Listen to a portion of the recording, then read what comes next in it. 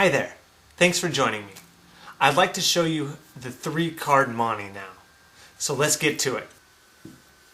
Alright, so I have 3 cards. 2 of them are queens and 1 is a 7. So do me a favor, I'm going to turn them face down like this. Put your finger on the odd card out. This one here in the middle, good, thank you. That leaves me with the 2 queens over here. And the one in the middle, what's the one with your finger on it? It's that 7. Go ahead, check it out. And in this case, the money card has eluded us again. So did you guess how this one was done? If you guessed that it uses a piece of an extra card, you are correct. For this effect, what you need is an odd card, 2 cards that are the same, and then a junk card that you're going to cut a flap off of. So in this case we used the 7 of clubs and I cut this piece off. So if you want to do this on your own, you would just take the junk card and you would cut a triangular shaped flap off that card. And then that flap, I'll start over.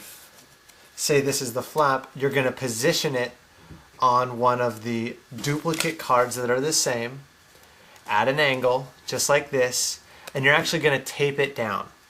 So you also need some transparent tape.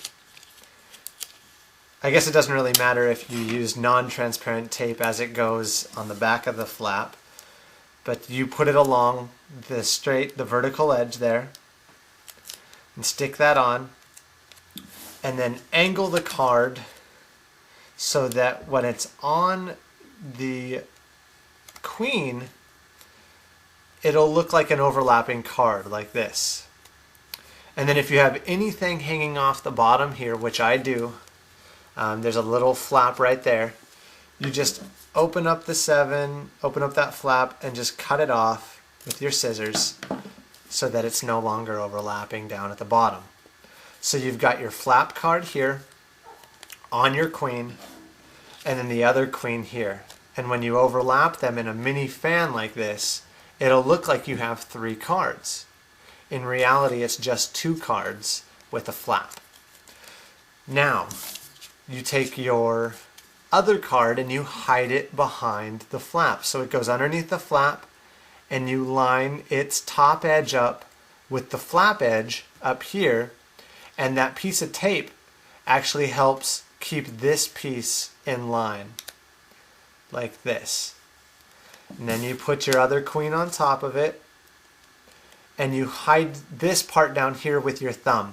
You just hold your thumb over that. So it looks like you have a queen, in this case a 7, and then another queen. Now when you turn everything over and have them put their finger on the middle card, you slide it out like this.